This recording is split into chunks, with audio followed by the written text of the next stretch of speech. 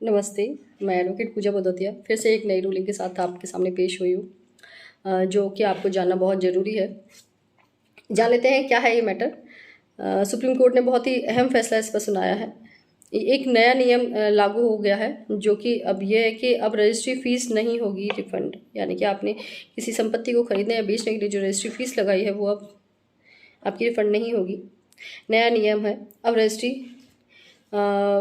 अगर आपको रजिस्ट्री खारिज करवानी है तो उसके लिए जो फीस आपने सबमिट की थी वो आपको वापस नहीं मिलेगी।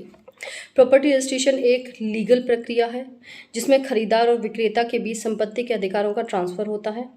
अब कई राज्यों ने रजिस्ट्री नियमों में बदलाव किया है।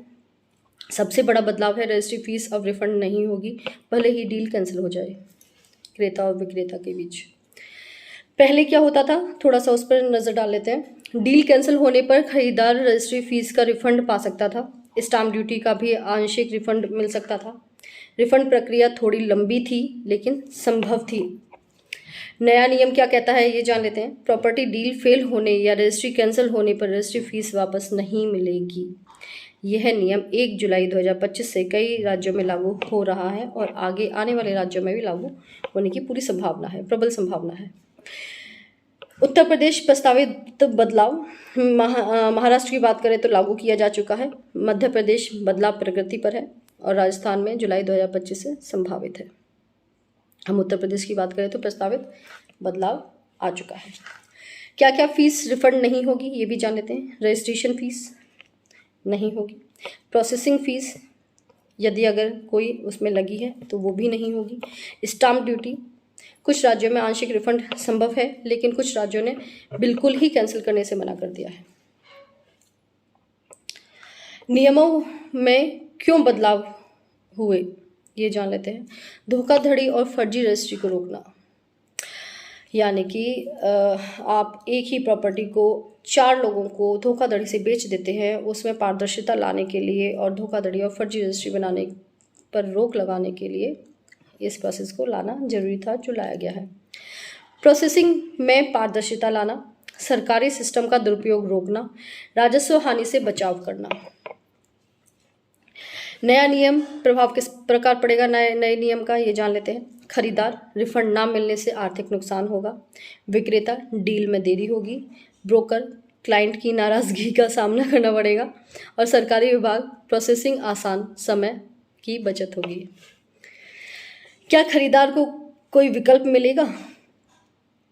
अगर खरीदार के साथ ऐसा हो जाता है कि उसको रजिस्ट्री कैंसिल करानी पड़ती है तो उसका तो रिफंड ख़त्म, तो क्या इसमें कोई विकल्प मिलेगा जान लेते हैं।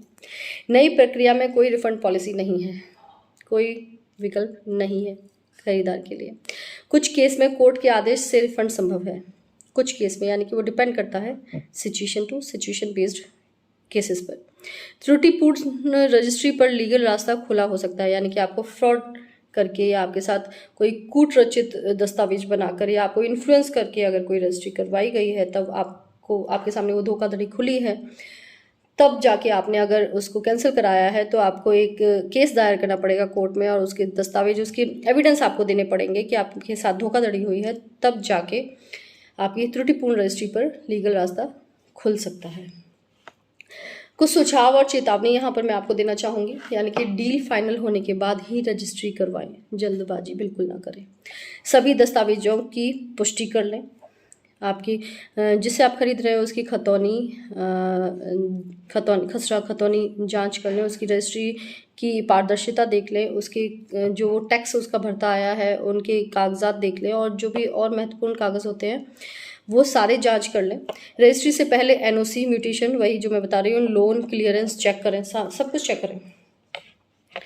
एक्सपर्ट कमेंट इसमें क्या है वो जान लेते हैं। ये बदलाव खरीदारों को सावधान बनाता है, लेकिन यह आम लोगों के हित में नहीं हो सकता। रियल एस्टेट एक्सपर्ट 2025 ने ये बोला है। अब आप जान सकते हैं रियल एस्टेट एक्सपर्ट ने क्यों बोला है। कहीं ना कहीं उनकी भी जो बीच में दलाली होती थी वो मारी जाएगी। लेकिन हाँ, ये कहना बिल्कुल सही है कि ये बदलाव खरीदारों को सावधान बनाता है, यानी कि जो खरीदार हैं जिनको प्रॉपर्टी क्रय करनी है, खरीदनी है, उनको बहुत सावधानी से इसमें प्रक्रिया लागू करनी पड़ेगी। सिस्टम पारदर्शी होने से गंभीरता आ रही है।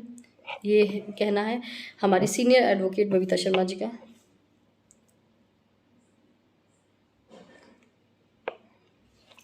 निष्कर्ष क्या है ये जान लेते हैं इस पूरे मामले का। नया नियम खरीदारों के लिए सावधानी की चेतावनी है। कोई भी फीस जमा करने से पहले सौदा पक्का करें, हर चीज़ की जानकारी लें, हर चीज़ जांचें, सारे दस्तावेज जांचें। लोगों को जागरूक करना जरूरी है ताकि वे नुकसान से बचें। मेरे हिसाब से इस वीडियो को जितने भी आपके नोन हैं सबको शेयर करें ताकि वो ऐसी धोखाधड़ी से बचे, ताकि उनको बाद में कोर्ट का दरवाज़ा ना खटखटाना पड़े और उनका समय और पैसा दोनों बर्बाद ना हो, क्योंकि रिफंडेबल एक्शन बहुत ही मुश्किल है कि कोर्ट इस पर आपको रिफ़ंड करे फीस। बहुत मुश्किल प्रक्रिया होगी। मेरा वीडियो अगर आपके लिए लाभदायक रहा, आपको इससे कोई महत्वपूर्ण जानकारी मिली तो मेरे वीडियो को शेयर करें, लाइक करें और मेरे चैनल को सब्सक्राइब करें ताकि मैं प्रोत्साहित रहूं और नई ऐसी अपडेट्स आपके सामने लाने के लिए हाई कोर्ट और सुप्रीम कोर्ट की, जो कि आपको जानना बहुत ज़रूरी है। धन्यवाद।